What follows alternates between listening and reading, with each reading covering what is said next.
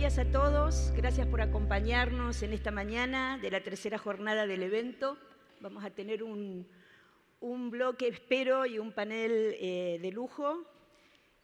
Vamos a estar escuchando la perspectiva de aquellas personas que están liderando las organizaciones hoy, tanto a nivel global, que nos van a acompañar con testimonios a través de videos virtuales, como también contar con una posibilidad de dialogar en forma directa con líderes locales y regionales que nos acompañan presencialmente. Vamos a poder conversar con Daniel, con Paula, con Marta, de cómo ellos están viviendo la transformación de sus organizaciones, y eso nos va a permitir comprender no solo en el cambio en ideas abstractas o en tendencias, sino también en lo que implica para cada uno de nosotros y para las organizaciones que lideramos, atravesar esta transformación que implica no solo aprender a pensar distinto, sino también repensar el diseño de nuestras organizaciones y la manera en que gestionamos.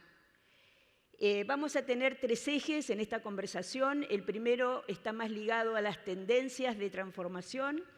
El segundo eje está más conectado a la diversidad y la inclusión, y de qué manera esta diversidad y esta inclusión facilita el camino a la innovación.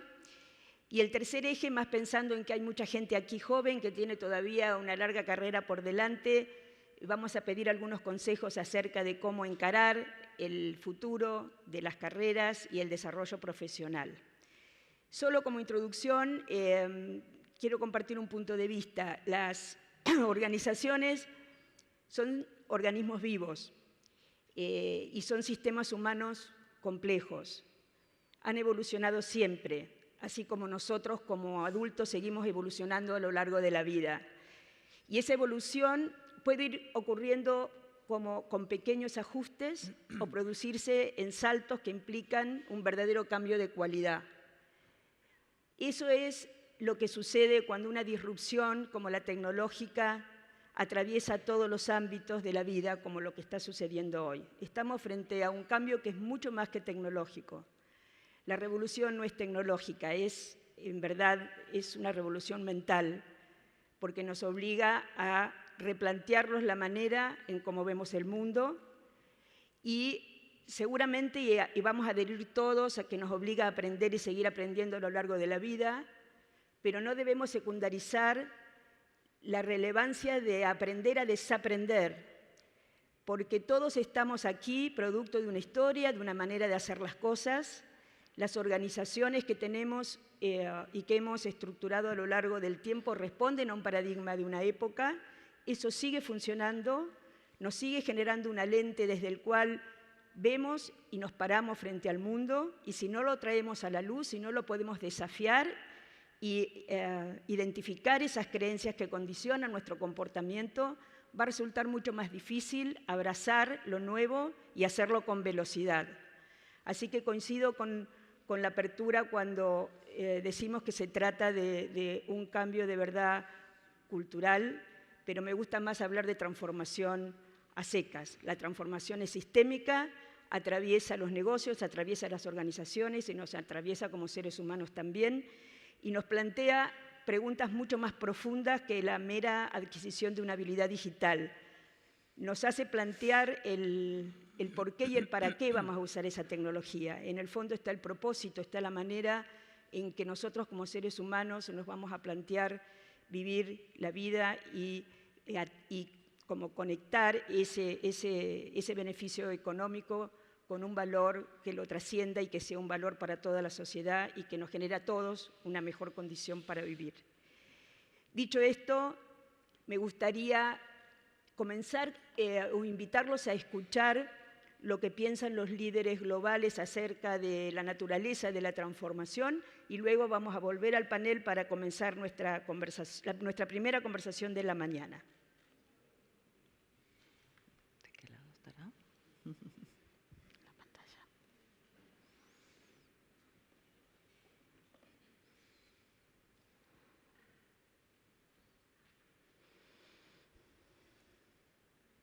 Actuamos em uma indústria que se reinventa em ciclos cada vez mais rápidos.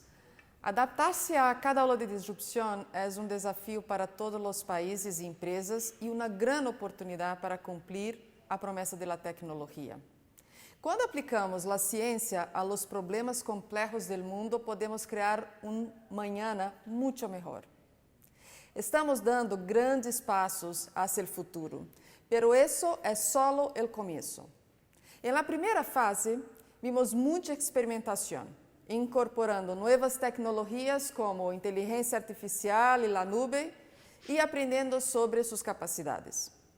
Hoje, estamos ao começo de capítulo 2 e quero ressaltar 3 aspectos que serão cruciais para o êxito.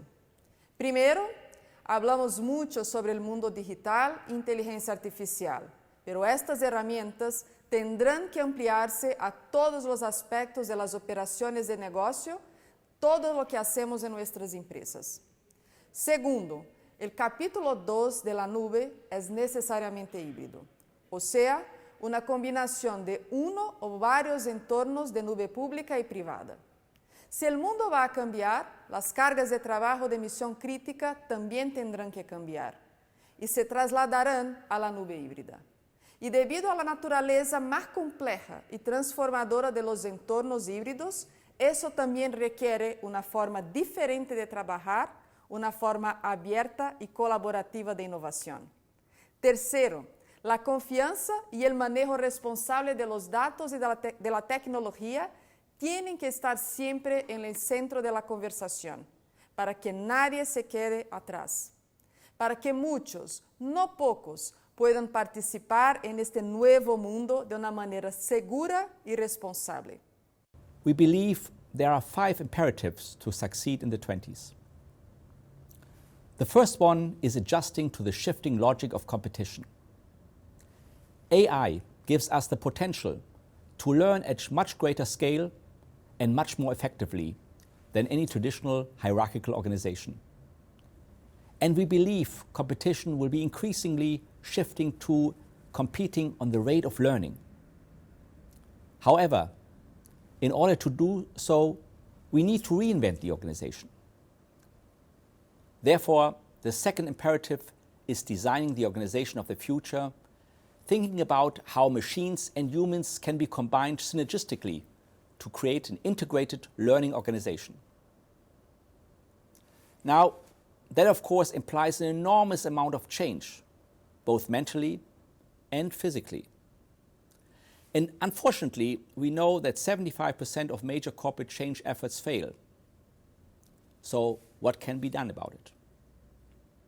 The third imperative is all about tapping into the science of change, and what that means is taking a much more evidence-based approach to change and change management.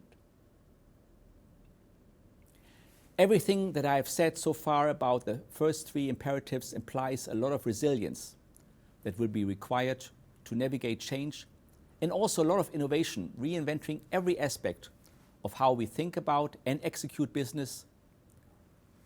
And fundamentally, it requires diversity, which we regard as the 4th imperative. I will address that in more detail shortly. The 5th imperative is optimizing for both business and social value. It is the idea that businesses do not exist in isolation. Businesses are embedded in business ecosystems in societies. There are 2 major transformations that are taking place. The first one is the digital transformation. Customers want to do business with companies in ways they haven't done before, mainly from a smartphone. They want things faster and in a way that's comfortable and easy for them. So the digital transformation is real, and it's only increasing. As many people say, the speed of innovation will never be as slow as it is today. So organizations are changing and are struggling with that change and need employees that are willing to produce new ideas and follow the change, which is to be adaptable and agile. The second transformation is a leadership transformation. Millennial leaders new into the workforce are now moving into leadership roles. This is a new phenomenon all around the world. These magnificent people, because of their talent and skill and the fact that businesses are growing around the world, are moving into leadership roles. but they haven't yet had formal leadership programs to help them prepare for these roles because we've never had to prepare leaders so quickly. So this is the newest transformation, and the second of two. First, the digital transformation, and second is a leadership transformation. We are living an amazing moment today, and technology is at the center of it, right? We produce more data than ever before, and we need computing power to be able to process all this data. At the center of this technology is AI, artificial intelligence, that can reason on large volumes of data, allowing us to do more, to provide intelligence, to transform business processes, to transform the way that people live. There is a concept as well that I think it's very important for us today to consider, which is tech intensity. Tech intensity talk about the way that technology has been adopted in an organization, in an institution, but also the technology capabilities that we have internally to be able to make progress through technology. At Microsoft, we believe that our mission is to allow and empower people and organizations across the world to do more with technology. So technology is a means to an end, which is to have a better world and to transform the way that people live. Bueno, muy bien. Vamos a comenzar. Me voy a correr porque no los veo y me siento como incómoda. Vamos a comenzar. Yo tengo voy a hacer una trampa porque voy a hacer una pregunta o tres en una, que es lo que generalmente no hay que hacer, pero tiro las tres y ustedes van tomando las partes de las preguntas que les hagan más resonancia. La primera tiene que ver con cómo están ustedes viviendo esta transformación en sus propias industrias y en sus propias organizaciones. También, ¿qué lugar ocupa la claridad de propósito como lo que le da sentido a ese cambio? Y por último, ¿dónde tienen los principales desafíos? ¿Qué cosas tienen que resolver que les resultan más difíciles o donde sienten que hay un desafío mayor? Entonces ahí comience quien quiera y vamos intercambiando impresiones. Bueno, si quieren comienzo yo. Muchísimas gracias por la invitación. Me encanta estar acá hablando de esto y realmente en Whirlpool entendemos que esta transformación que estamos viviendo es una gran oportunidad. Y como organización lo estamos viendo y lo estamos encarando desde el punto de vista de la redefinición del propósito. Nuestro propósito en sentido amplio tiene que ver con mejorar la vida de las personas y en sentido más específico, cuando vamos al consumidor, tiene que ver con ser la compañía que ofrece las mejores propuestas para la conservación, preparación de alimentos y para el cuidado de la ropa en los hogares, liberando tiempo para hacer las cosas que a las personas más nos gusta hacer, que es, por ejemplo, estar con la familia. Ahora, cuando definimos el propósito como mejorar la vida de la gente, entonces tenemos que pensar en todos los stakeholders. Y ahí entra el shopper, que hoy quiere comprar de otra manera, en forma digital, haciendo un research previo, y entonces necesitamos incorporar la tecnología y concebirnos como una compañía innovadora y también tecnológica que ve todas las nuevas tecnologías como oportunidades para redefinir el producto, que deja de ser simplemente un artefacto y pasa a ser, por ejemplo, quien nos sugiere qué comer hoy cuando llegamos del trabajo, escaneando qué hay en la heladera, o nos sugiere qué ingrediente nos falta para esa receta que queremos hacer y nos propone comprarla a través de Alexa o Google Home. Es también en el proceso y mirándolo desde el punto de vista de la conservación, de la preparación y del descarte de los alimentos, la innovación en un producto que nos permite hacer compost a través de los residuos orgánicos en tan solo 24 horas dentro de casa. Y entonces estamos pensando también en el impacto que tenemos en nuestras comunidades y en el medio ambiente. Y también nos ayuda a elegir cuáles son aquellas organizaciones a las que vamos a ayudar para tener ese impacto mayor dentro de lo que es la comunidad en la que operamos.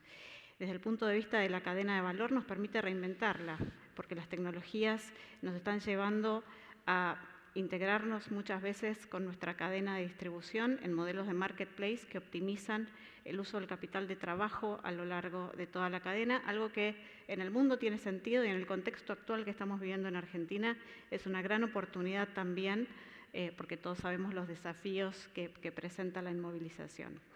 Y también nos lleva a pensar en cómo mejoramos la vida de nuestros empleados. Y entonces entendemos que la tecnología es un medio que facilita mejorar el balance vida personal, trabajo, a través de medidas como flex time, home office.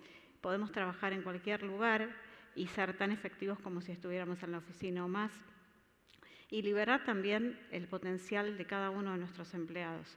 Sabemos que todas estas políticas son importantes a la hora, y seguramente vamos a retomar este tema, de mejorar los ratios que tenemos en términos de diversidad y en términos de mayor incorporación de mujeres y la cantidad de mujeres que acceden a puestos de liderazgo, pero también nos ayudan a referirnos a las necesidades y a lo que nos están pidiendo las nuevas generaciones. Okay. Estamos viviendo una transformación del mercado de trabajo y entendemos que pasa por ahí. Y entonces, para cerrar, esta transformación digital que nos permite, a través de nuestro propósito, impactar en cada uno de nuestros stakeholders, es algo que necesitamos abrazar para mejorar todos nuestros procesos internos, entendiendo que aún hay muchas oportunidades para eficientizar y mejorar todos los procesos que hacen a la operación en sí. Eso te iba a preguntar justamente porque lo que vos contás requiere un nivel de integración en la manera de hacer las cosas muy alta y seguramente mucha más transversalidad, más integración transversal para que esa propuesta de valor llegue al consumidor. ¿En qué nivel de avance están en ese sentido? ¿Cómo ves que la organización ha evolucionado? Y si pudieras decir en qué nivel de avance y darnos muy sintéticamente una idea de cuál es el desafío que tienen por delante. En los últimos 4 años hemos avanzado mucho en términos de desarrollar herramientas y de capacitar a la gente para trabajar cross-funcionalmente y para trabajar con metodologías, tanto de mejora continua que permiten evaluar procesos y trabajar proyectos cross-funcionales, como por ejemplo en el caso de Brasil se está trabajando mucho con todo lo que son metodologías ágiles para equivocarse rápido y tomar decisiones rápidas, aprender y seguir adelante. Este proceso también requiere un liderazgo mucho más flexible, mucho más abierto y con mucha más tolerancia al error. Entender el error como una parte del proceso de aprendizaje. Lo que hay que crear es ámbitos que permitan pensar diferente, una cultura que realmente celebre el pensar distinto y hasta el equivocarse, porque en definitiva, digamos, nos va a llevar a un estadio superior. Así que estamos transitando ese camino. Okay. Esto es algo que es súper que se está dinámico. Construyendo día a día.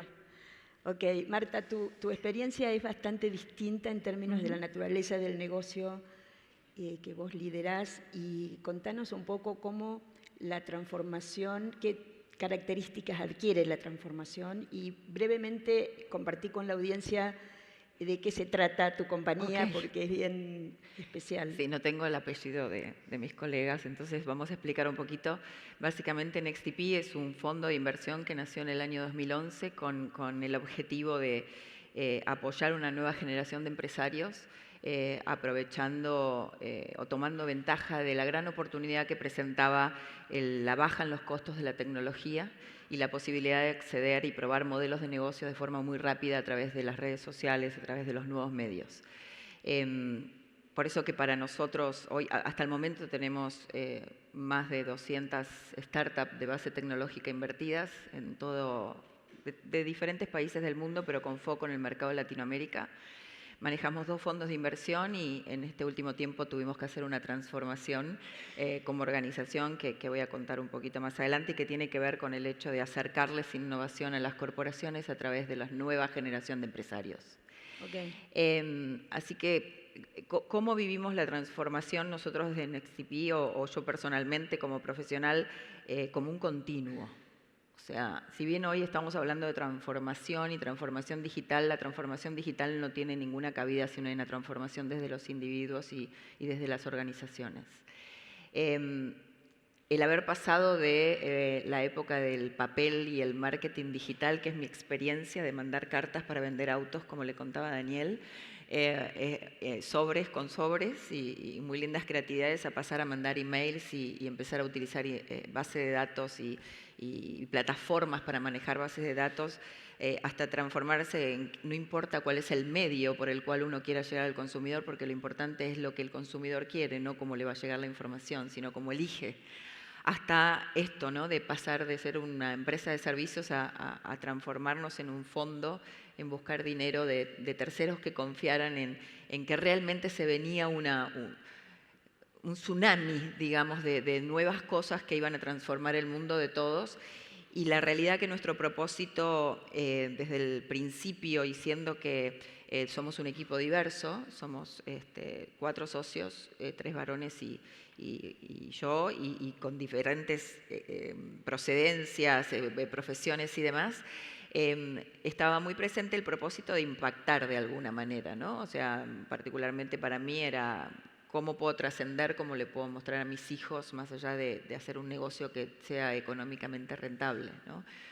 Entonces esto de apoyar emprendedores jóvenes en ese momento, ahora ya la edad del emprendedor aumentó y hay mucha gente innovando a través de la tecnología, fue una gran transformación que llevó nuestra organización a lo largo del tiempo, ¿no? Al principio había que conseguir gente que entendiera que era cómo se hacía un ecosistema, cómo se generaba una comunidad, porque nosotros primero tuvimos que generar una comunidad para que entendiera qué era lo que estábamos buscando, Claro. qué era lo que queríamos construir. Y cuando mi familia, yo les quería explicar, y a mis amigos lo que hacían, me decían, ¿pero vos tenés una ONG? Claro. Digo, no, pero ¿cómo es esto de que todo el día les das tiempo y tu conocimiento a otras personas sin ningún interés, ¿no? Entonces era un poco, yo sentía que estaba en el medio de una película de la cadena de favores, ¿no? En donde uno hacía un favor a un emprendedor, ese emprendedor que lo podía invertir o no, pero lo mentoreaba o lo coachaba, y entonces había un after office que le vinculaba con otro emprendedor, con un empresario, con un mentor, y que luego la ronda venía, daba vuelta y después nos llegaban inversores que estaban interesados en invertir en nuestro fondo, porque esos inversores más early adopter lo que buscaban era no un retorno económico, porque al principio se invertía muy poquito en el fondo, sino que esta locura, este sueño que perseguíamos como empresarios de apoyar 300 eran en ese momento startups que pudieran hacer una disrupción profunda, ¿no? Entiendo que hoy que han ido evolucionando en ese propósito y que hoy son una compañía B de triple impacto. Exacto. Muy sintéticamente, ¿puedes decir cómo llegaron ahí? Básicamente como resultado de lo hecho. O sea, en realidad nosotros, si bien teníamos al principio el propósito de impactar en mucha cantidad de gente y que la gente pudiese acceder a productos y servicios en forma más simple y económica a través de la tecnología, a medida que fuimos invirtiendo y fuimos definiendo métricas, KPIs de cómo se estaba comportando el portafolio de compañías, nos encontramos que más allá de la cantidad de dinero que levantaban las compañías de otros fondos, de la facturación que tenía cada uno y eso cómo impactaba en los impuestos que contribuían a cada uno de los países donde tenían residencia, empezamos a encontrar que de repente teníamos generación de empleo. Y a medida que iban creciendo las compañías, a pesar de que muchas se murieron, otras son muy fuertes, o sea, robustas, hoy llegamos a un número que era que teníamos 5.000 puestos de trabajo en forma directa generadas por las compañías que habíamos invertido y más de 500.000 puestos que nosotros llamamos labor related, que son aquellos que están como consecuencia de la operación de esas compañías. Y hablando con un político en Colombia me dijo, eso es una política pública. O sea, lograr que uno haga algo que genere 500.000 puestos de trabajo es una política pública, ¿no? Entonces, ahí es donde empezamos a darnos cuenta que realmente estábamos generando el triple impacto, ¿no? Si bien buscábamos el impacto económico, porque tenemos una responsabilidad de manejar dinero de terceros, la realidad que estábamos impactando, generando una nueva comunidad de empresarios que a su vez generaba una nueva comunidad de trabajadores que trabajan a distancia, marketplaces de gente que sabe tecnología, que programa y que por eso consigue trabajo gracias a ese marketplace, empleadas domésticas que consiguen empleo gracias a que existe un marketplace de empleadas domésticas. Y bueno, empezamos a relacionarnos con el mundo de lo que es las empresas B y los consultores, consultamos con Acruz, con María Laura Tinelli, completamos un formulario, contestamos una serie de preguntas que era un poco el chequeo, ¿no? Es decir, si contestás todo esto y el 80% es lo cumplís, quiere decir que sos una empresa B y en el 2018 fuimos, tenemos la certificación. Súper interesante. Daniel, por último, el caballero al final, y con mucha curiosidad por saber cómo una industria como la automotriz, dadora de mucho empleo, una industria muy tradicional, se está transformando. ¿Qué cosas están atravesando esa transformación y cómo ustedes están en Toyota viviéndola hoy? Ok, buen día a todos. Bueno, yo creo que lo que vamos a ver en los próximos 5 años de la industria automotriz son cambios más grandes que en los últimos 100 años. Y hay gente que dice, ¿pero qué cambió en los últimos 100 años? Pongamos el primer ejemplo.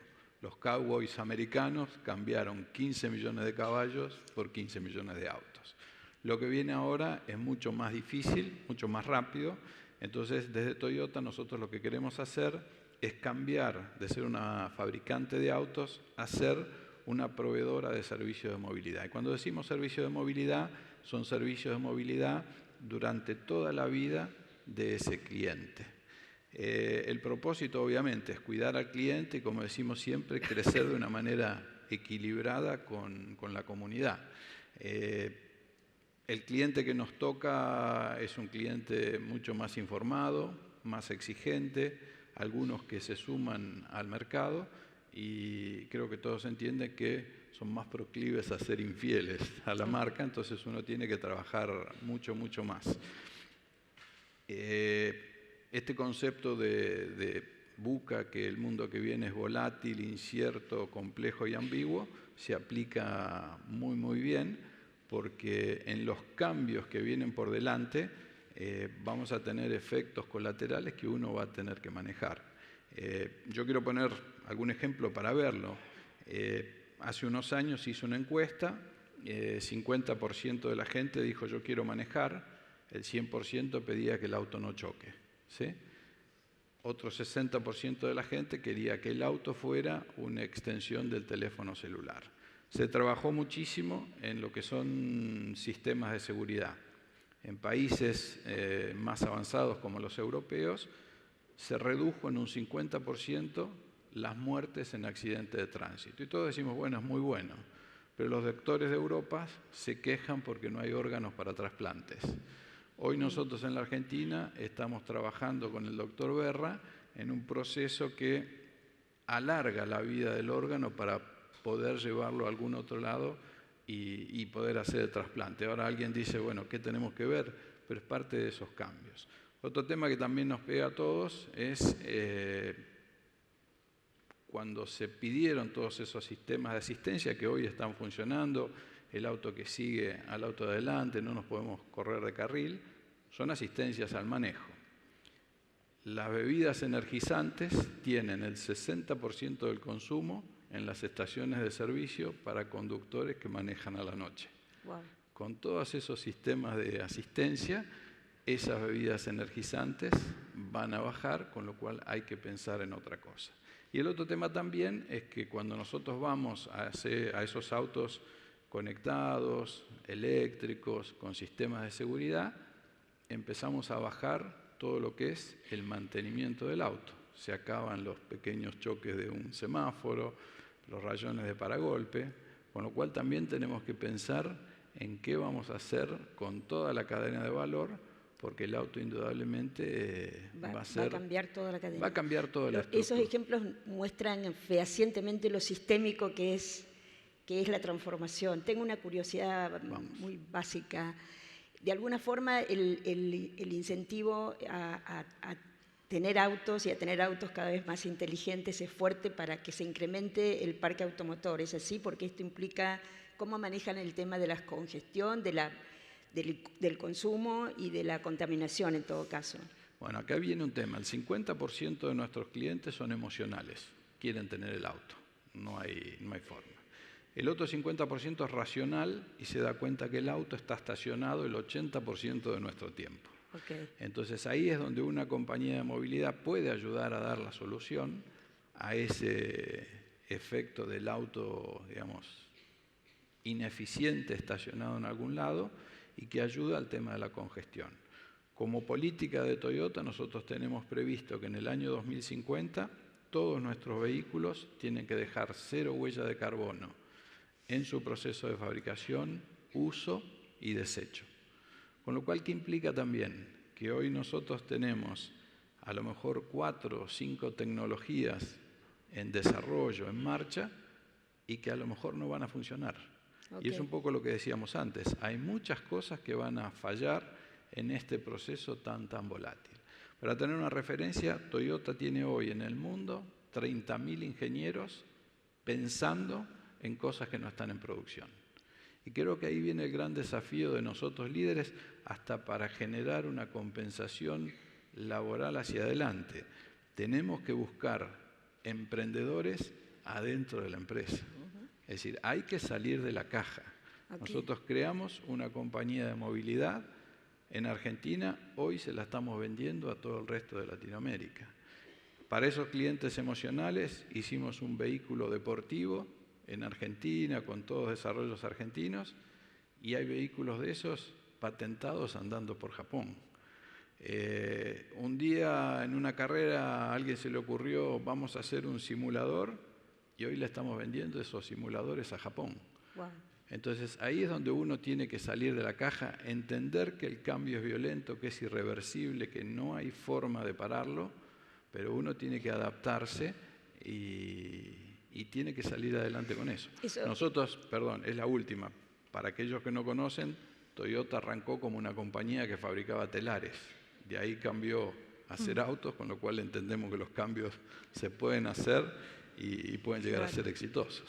Lo que vos contás quiere decir, indica que ya han ido, que están en un nivel más alto ya de evolución en esa transformación en términos de mentalidad, de forma de trabajar, de forma de innovar en Toyota, o están atravesándola. ¿En qué estadio vos ves que está ese proceso? Nosotros hoy estamos en un proceso de transformación, ya hay varias cosas que se han arrancado y hace un tiempito que lo que tenemos es una serie de gente con un potencial. Tiene que estar una X cantidad de tiempo del mes pensando en algo que nosotros no estamos haciendo. Okay. Entonces, en esos proyectos, como puede ser lo del doctor Berra, también estamos con chicos de Bahía Blanca desarrollando una silla de ruedas en base a una tecnología de dron, y todas las cosas que vayan apareciendo uno tiene que encararlas. Obviamente con la espalda de la empresa, pero ese concepto de emprendedurismo es el que nos va a permitir hacer más y compensar aquello que a lo mejor el cambio nos puede llegar a sacar, porque obviamente en la medida que uno baja el servicio de mantenimiento de un auto porque es eléctrico y porque no choca, va a haber gente en el concesionario que no va a tener trabajo. Ahora, si yo le agrego la compañía de movilidad y hay que mantenerle el auto, llevárselo a la casa, o hay que limpiarlo, o tenemos que llevarle una silla de ruedas a un paciente en tal lado otro, vamos a generar una compensación que nos permita seguir creciendo y que no tengamos un impacto negativo por el tema de incorporación de estas nuevas tecnologías que vienen y que son irreversibles. Eso que mencionás de que hay un tiempo dedicado a pensar lo que no existe, me lleva a pensar la relevancia que tiene el crear condiciones desde la organización para que la innovación ocurra. Nos introduce a este segundo eje que hablábamos antes, de decir cuán relevante es crear esas condiciones y dar lugar a la diversidad, a la inclusión, para que de ese mix de perspectivas realmente pueda aparecer la innovación que necesitamos. Vamos a escuchar a los líderes globales hablar de esto y después me gustaría que ustedes nos cuenten cuán diversas son sus organizaciones y cómo están utilizando eso para promover innovación.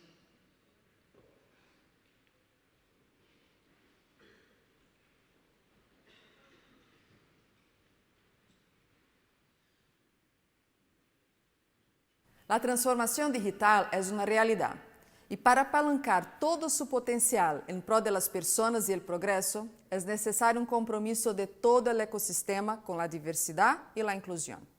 Este enfoque é o motor para generar inovação. Quando miramos a aplicação de tecnologias disruptivas, como por exemplo inteligência artificial, em la que hay que tener el compromiso con el uso responsable de los datos y de la aplicación de las tecnologías con confianza y transparencia, es todavía más evidente que la diversidad es crucial para evitar sesgos inadecuados y hasta inconscientes. El gran desafío que veo hoy es la prioridad.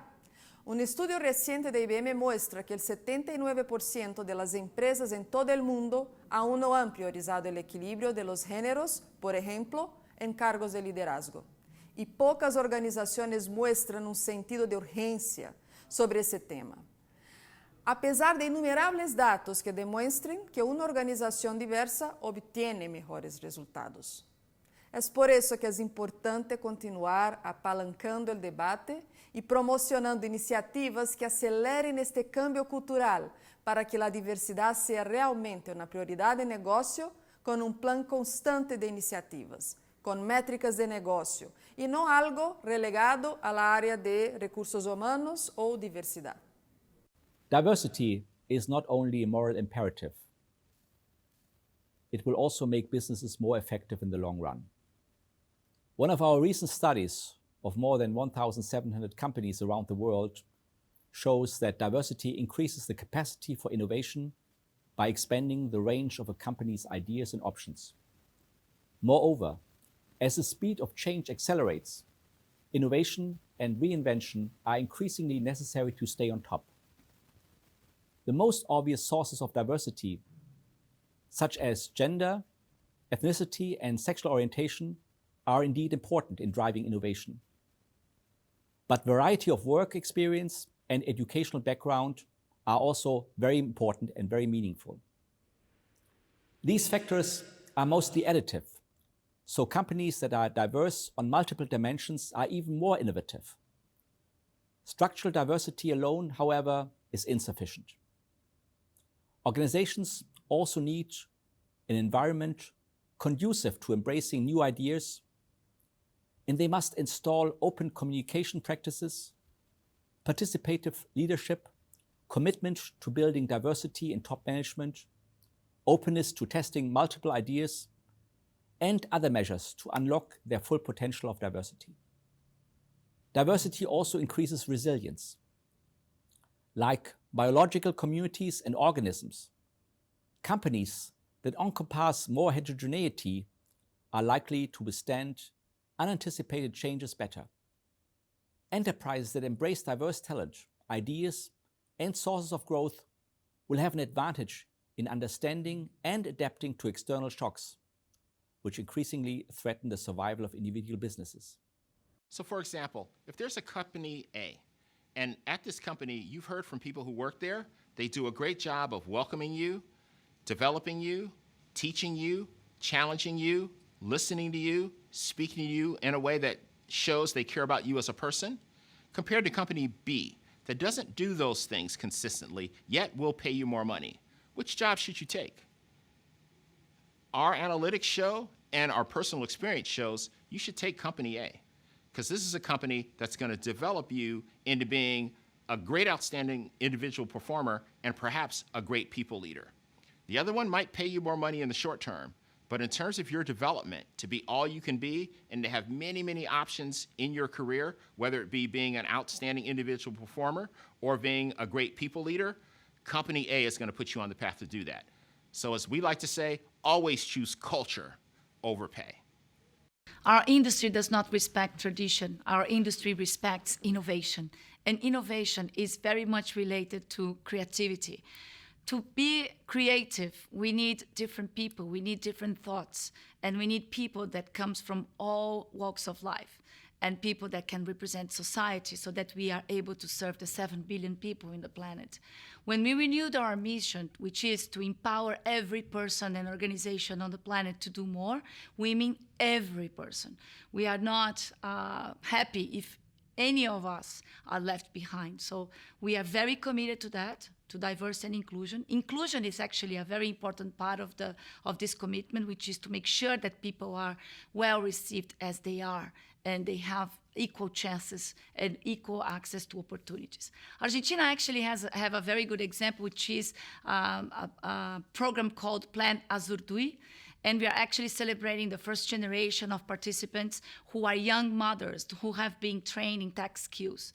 There are many, many of them, today hundreds of them, and we are very, very happy to see that 46% of them have been having access to jobs and are actually beginning on their careers. They have never thought about technology as an opportunity, and today, because they were open to learn and because we were able to invest together, they have an aspiration, they have a career, and they will be making an impact. So Argentina actually has a very good example of how inclusion and technology and diversity plays a role to transform society.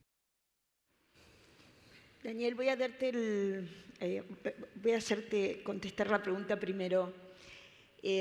No solo relacionada a cuán diversa es la organización y cuán relevante es esa diversidad para promover innovación, sino pensando en que es una compañía de origen japonés, donde la tradición cuenta y es valorada. ¿Cómo integran esa variable de honrar la tradición y al mismo tiempo innovar? Yo creo que estamos en un proceso de cambio, y al estar alejado de Japón, Japón también cambió muchísimo. Es como que la compañía se adapta al país y a la comunidad en donde interactúa. Entonces yo tengo que decir, desde el lado de Toyota Argentina, esos preceptos japoneses no existen. Tenemos una clara igualdad, y hay un tema que entendemos nosotros, es que ninguno puede ser la estrella de un equipo. Es decir, la diversidad y la integración implica que podamos entender lo que le pasa a cada uno. Entonces hay un ejemplo muy claro. Nosotros tenemos un sistema de sugerencias en donde cualquier empleado puede presentar sus sugerencias, y hoy estamos recibiendo 15.000 sugerencias implementadas, o sea que hechas, realizadas por nuestra gente. Entonces, esa es la manera en donde uno puede entender. Y lo tenemos que hacer en toda la cadena de valor. Y tenemos que trabajar para que todos sigan haciendo lo mismo. Nosotros empezamos con un programa de discapacitados en nuestra planta, ¿sí? Y hoy la mayoría de nuestros concesionarios tienen discapacitados en la recepción. Y el descubrimiento es que la gente se siente más contenta cuando lo ve. Entonces quiere decir que funciona y que hay que seguirlo trabajando. Y en la medida que esas personas interactúan y se sienten bien, también son potenciales generadores de innovación para lo que viene, ¿no? Y la industria, no creo que sea así, pero tiene como un sesgo un tanto masculino, los autos, la producción, la metalurgia. ¿Cómo es la diversidad de género? ¿Qué otro componente ustedes están trabajando para que se amplíe la diversidad? No, quizás el tema más difícil que uno puede tener es incorporación de una mujer en una línea de trabajo de las más duras. Ahí quizás puede estar, pero hoy, si vamos en términos de administración, son mayoría las mujeres. En términos de ingeniería están totalmente balanceados. No hay una diferenciación que yo pueda decir, hay algo que está... ¿Y en los puestos jerárquicos? Y en los puestos jerárquicos también hay el proceso de las mujeres argentinas que han entrado en Toyota, permite que hoy ya tengamos directores regionales mujeres, con lo cual es totalmente natural y no es un problema. El problema que quizás comparto en Japón ha sido bastante difícil hace un tiempo, y que por ahí en la región fuimos más rápidos por un término de cómo se maneja Argentina o Brasil o cómo se puede manejar Japón. Pero es como el cambio del auto, ¿no? Es un proceso irreversible y exitoso, porque en la medida que uno va demostrando que esa diversidad permite innovación, permite integración y ir hacia adelante, creo que es valedero y viene. Ok.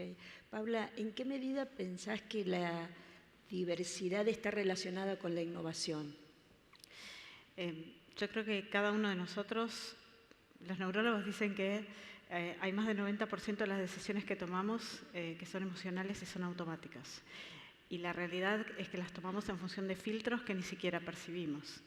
Entonces, cuando las decisiones las toma un grupo de personas de la misma edad, del mismo género, con igual background, va a estar mirando solamente un pedacito del rompecabezas. Para tomar las mejores decisiones necesitamos poder tener la visión de muchas de esas partes del rompecabezas, y la diversidad es clave en ese sentido. Entonces, realmente creo que es fundamental. Es muy difícil en los tiempos que vivimos y con la velocidad de los cambios que estamos viendo y que cada vez va a ser mayor, crear buenas propuestas de valor si no percibimos el valor de tener un equipo diverso en el equipo de toma de decisión. Entonces, primero viene esta conciencia, entendiendo que la diversidad agrega valor, y después vienen todas aquellas cosas que necesariamente tenemos que hacer, porque todo sesgo inconsciente es muy difícil de cambiar, o es muy difícil, digamos, de desactivar si uno no es proactivo a la hora de quererlo hacer. Y para nosotros tiene que ver con dos planos. Un plano más cultural, y entonces tenemos un equipo de diversidad que trabaja, digamos, durante todo el año en presentar propuestas para mejorar, digamos, la conciencia y la diversidad dentro de la compañía. Y por otro lado tenemos algunas medidas más duras. Entendemos que es algo que tenemos que trabajar desde el punto de vista de medir, controlar y armar planes para mejorar en los planos de la incorporación, en particular desde el punto de vista de género.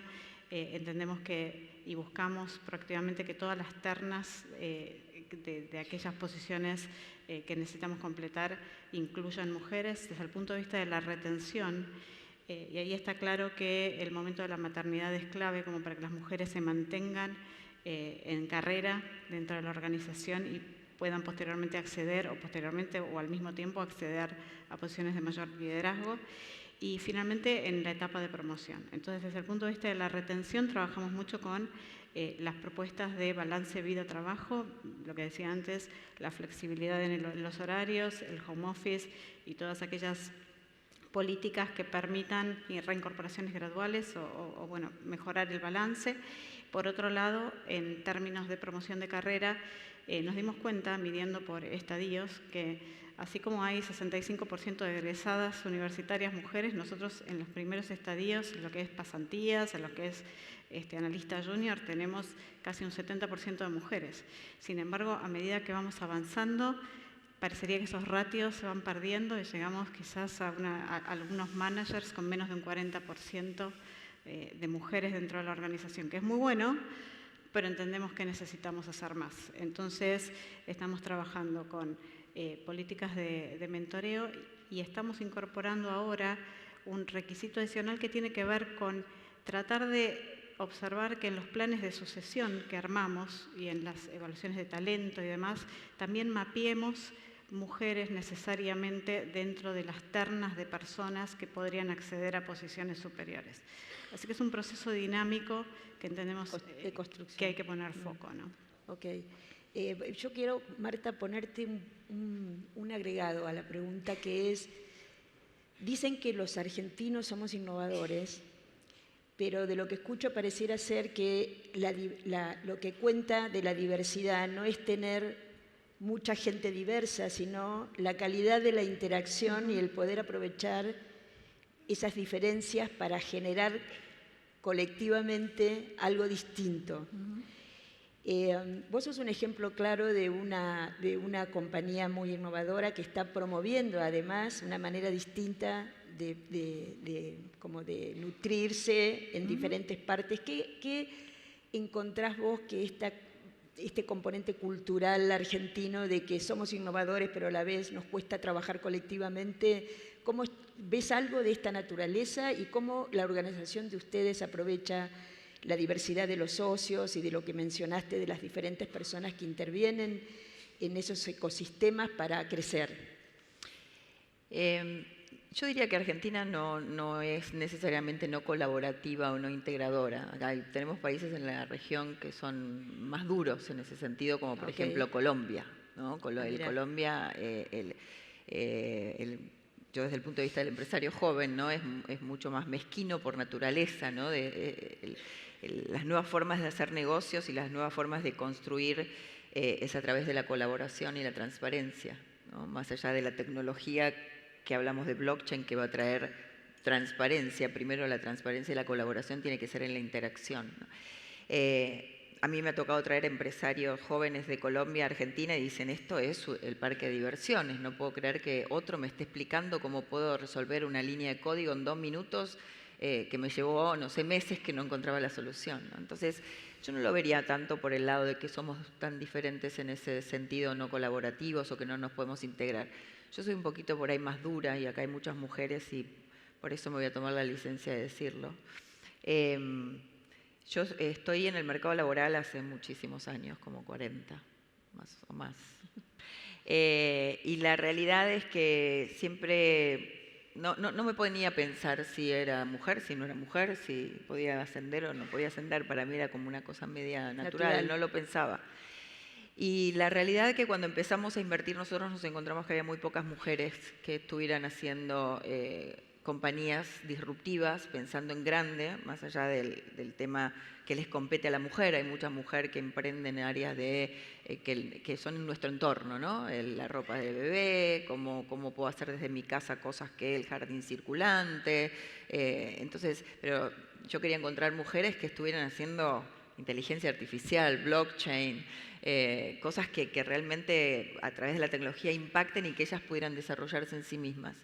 Entonces, la realidad es que empecé a trabajar mucho con las mujeres, porque por más que ustedes y todas las organizaciones tengan políticas de género o de diversidad en general, pero vamos al tema de género en particular, la realidad es que el problema es que las mujeres nos estamos quedando muchas veces. Yo tengo muchos... como una autolimitación, ¿no? Yo digo que nosotras somos las principales depredadoras de nuestra capacidad. Okay. Que tenemos esta cosa que el delivery que damos es mucho menos de lo que podemos. ¿Por qué crees que pasa eso? Tiene que ver con toda una transformación cultural, ¿no? Mandatos que vienen teniendo más allá de los japoneses. El tema de lo que acaba de decir Paula, salen el 80% de las mujeres que salen de la universidad con cargos espectaculares y con notas espectaculares, pero después no llegan. Y me encuentro con mujeres que me dicen, no, sí, me van a ascender, pero no sé si quiero, porque, viste, tengo miedo, porque ahora quiero tener un hijo. Entonces tenemos esta disociación de que si somos líderes en un lugar, no podemos tener hijos. Laura tiene ahí, Paula tiene 2 niñitos colgando ahí, muy lindos. Claro, tiene las medallitas. Las medallitas, no sí, las medallitas. Entonces digo, no hay una disociación entre construir una familia y ser líder de una organización. Y entonces la realidad que la labor ahora desde el lado nuestro tiene que ver con eso. Trabajamos muy de la mano del Banco Interamericano de Desarrollo, generando condiciones, generando actividades para mujeres emprendedoras y para la nueva generación de mujeres STEM, que la ciencia, la tecnología y la matemática, el diseño, todo esto tiene que ser una nueva forma de encontrar modos de salir al mercado laboral. Pero la realidad que está en nosotros, por eso que más allá de que las organizaciones puedan seguir trabajando mucho, hay que trabajar mucho con la comunidad. Nosotros desde la organización nuestra, básicamente es increíble la diversidad, la discusión que tenemos cuando vemos una propuesta, ¿no? de un emprendedor, las miradas que cada uno tiene y que eso es súper rico, ¿no? Total. Pero eso es fundamental, por eso que dentro de la transformación que venimos haciendo, lo que estamos haciendo también es hacer programas de intrapreneurship, para que realmente trabajen como emprendedores internamente, y dentro de esos programas le adosamos un layer más en donde esos programas de intrapreneurship obligatoriamente tienen que ser liderados por una mujer de la organización. Okay. Porque las mujeres tienen que aprender a alzar la voz. Bien. Muy bien. Puro potencial, ¿no? La carrera, acá hay seguramente mucha gente que tiene muchos años por delante.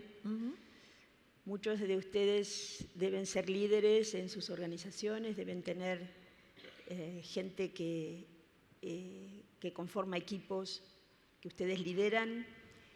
y tienen como un doble desafío de estar pensando en cómo ustedes evolucionan en sus carreras y cómo se ayudan a otros a hacerlo. En un mundo tan abierto y con tanta incertidumbre, una pregunta sería: ¿cuáles serían aquellas condiciones y aquellas cosas que deberían hacer para que en cualquier contexto puedan seguir creciendo?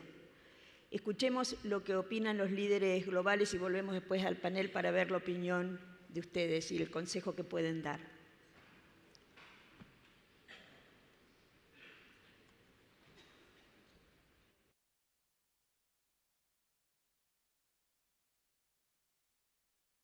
Estamos em um período transformador em matéria de inovação. Tecnologias disruptivas como a inteligência artificial, a computação em nuvem e blockchain continuarão cambiando a forma em que vivimos e trabalhamos. Creio que capacitar-se nessas tecnologias e entender como se aplicam a los negócios e a vida em geral será um diferencial para o futuro. Además, sejam protagonistas de suas próprias carreiras. Creen uma rede de pessoas que los apoiarão, inviertam em sua autoconsciência, aprendam a desaprender e sejam flexíveis e aproveitem as diferentes oportunidades e cambios que se les podem oferecer. Não há experiência prévia que los prepare completamente para todas as situações em sua carreira profissional. Podemos e devemos tomar riscos. Together with the World Economic Forum, we have analyzed and imagined what the future of work might look like and the key implications for today. Let me summarize some quick advice for the three types of stakeholders. For individuals, particularly those under risk of displacement, simply to remain employed will require engaging in lifelong learning and regular reskilling. Additionally, for all workers, continuous learning will not only be key to securing employment, but also to building a stable, fulfilling career and seizing rewarding job transition opportunities. For employers, relying solely on new workers entering the labor market with the right ready-made skills will no longer be sufficient. And while predicting the exact nature of the demand for skills is impossible, recent research from the World Economic Forum reveals that across a wide range of scenarios, investment in workforce reskilling and human capital development is a no-regret action. It will be beneficial as an investment even in the absence of skill shortages. For policymakers, fostering continuous reskilling and lifelong learning across the whole economy and the whole society will be critical in order to maintain a labor force with the tools needed to fuel inclusive economic growth and to ensure that companies can find workers with the skills needed to help them succeed and contribute their full potential to the economy and society. There is a big difference between a good organization and a great organization. The difference between the two is the employee experience. Employees at great organizations are working for people who treat them with respect, credibility, and fairness. This is what everybody wants. So if you're a leader out there, you want to think about every email you write, every hello you provide or deny, and realize that every interaction, you're either building trust with the people who work with you, or you're eroding trust, or if you're lucky, you get to rebuild trust. So that's the difference. It's up to you as a leader. 70% of the experience is determined by how you treat the people who work for you. The second point I want to make is for those of you who are early in your career, maybe you're not leaders yet, you're just really thinking about your career and where you want to work. If there's a company, I'll call it Company A, that you can tell, and you've heard from others, does a great job of developing you, listening to you, speaking to you, recognizing you, rewarding you, and challenging you at this thing called work, that company is something you should seriously think about, compared to perhaps Company B, that isn't going to do those things, but it's going to pay you more money. In terms of you becoming all you can be, which is a fully contributing, fully formed adult, doing great things at work, being all you can be, you want Company A. It's hands down. The experience of getting feedback, getting challenged, and getting respected and being treated like you matter is going to enable you to blossom. The other one, you might make more money in the short term, but you're going to be limited because you're just not going to grow in that situation. So always take this thing we call culture over short-term compensation.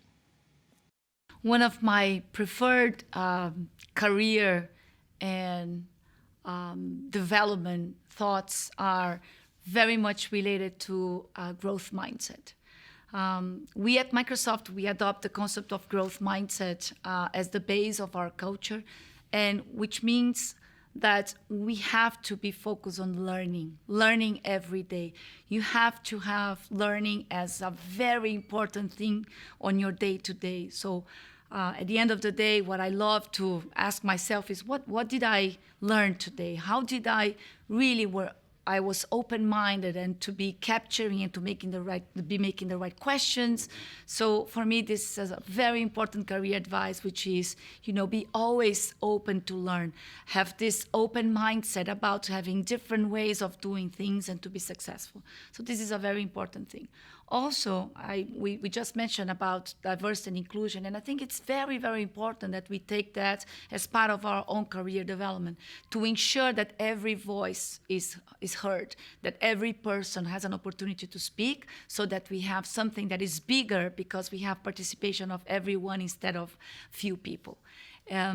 It's interesting because we have been developing this culture based on growth mindset at Microsoft. And at the beginning, it's hard because you always think about, the other person needs to be open to learn and not necessarily yourself. So my truly advice is that we take growth mindset starting with ourselves, and everything is going to be open and follow through a very successful journey.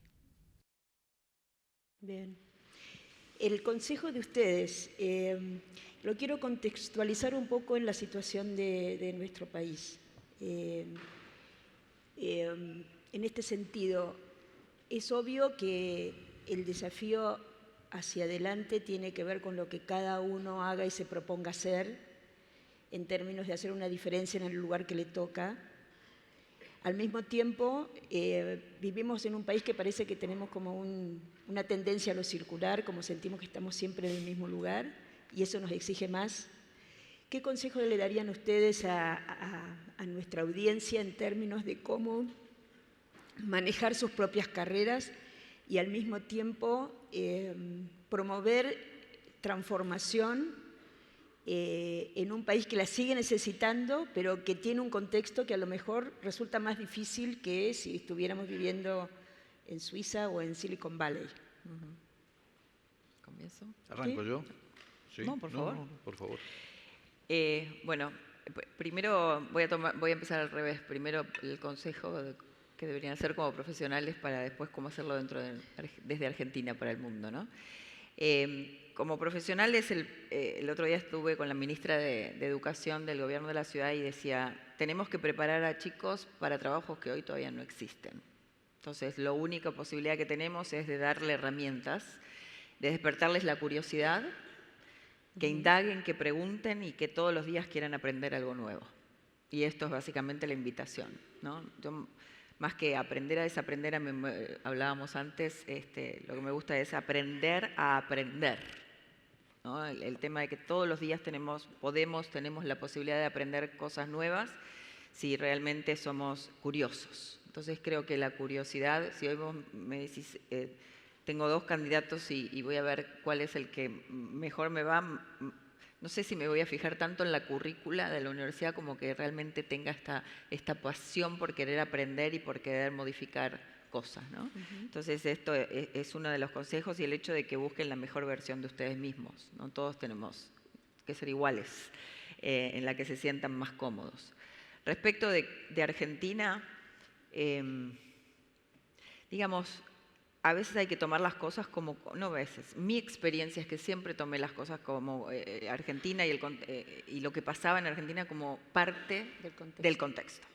O sea, así como uno puede tomar como problemática a resolver en una actividad que tiene problemas no sé, que no está la materia prima disponible por diferentes razones, que todavía no están, no sé, desarrollado el órgano con 3D que necesito para la gente que necesita un trasplante y se va a desarrollar. Bueno, tengo que ir viendo cómo lo voy a plantear. Es lo mismo que pasa con el contexto de Argentina.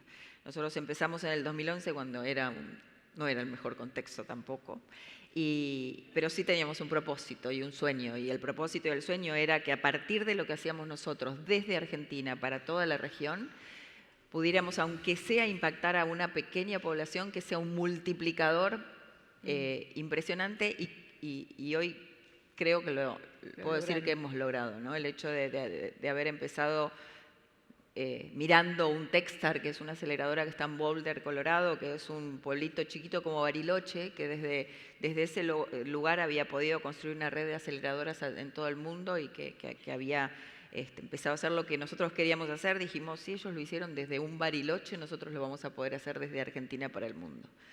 Así que para nosotros en este momento es un dato más lo que está ocurriendo, y creemos que hay una gran oportunidad aún en este momento. Muchas gracias. ¿Voy yo? Bueno, vamos a arrancar con una divertida, 2 frases. Una que me dio uno de mis primeros jefes, que me dijo que siempre es mucho más lindo, divertido y productivo convencer a un loco que empujar a un tonto. Con lo cual el primer consejo es: nunca dejen de ser locos. El segundo tema, nosotros sponsoreamos atletas paralímpicos, y el otro día alguien agarró y dijo que imposible es la frase que inventan los que no quieren intentarlo. Entonces creo que ahí viene el gran desafío de todos nosotros. Tenemos que dar el lugar para que la gente crezca, pero entender que si hacemos lo mismo que hicimos hasta ayer, vamos a estar igual que hasta ayer. Exacto. Tenemos que hacer bien lo que hacemos todos los días, pero pensar en lo que nadie hace. Y ahí es donde va nuestra responsabilidad.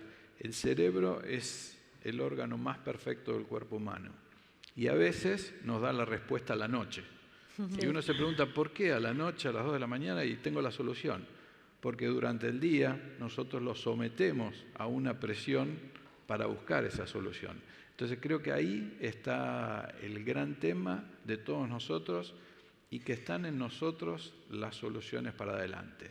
Y en el tema de largo plazo, les cuento una anécdota divertida. Yo entré hace 20 años en Toyota por un aviso en el diario, y en ese momento, por la crisis de Brasil, estaba suspendido un turno de producción y se fabricaban 10.000 camionetas en ese año. Y un japonés me preguntó, ¿pero y usted por qué quiere entrar en una empresa que tiene el 50% de la producción parada? Y yo le contesté, las crisis pasan en Latinoamérica, la pasión y las ganas de trabajar no pasan nunca. Así que desde el punto de vista de management, nosotros podemos hacer un montón de cosas. Nunca vamos a poder elegir un presidente o una situación de mercado.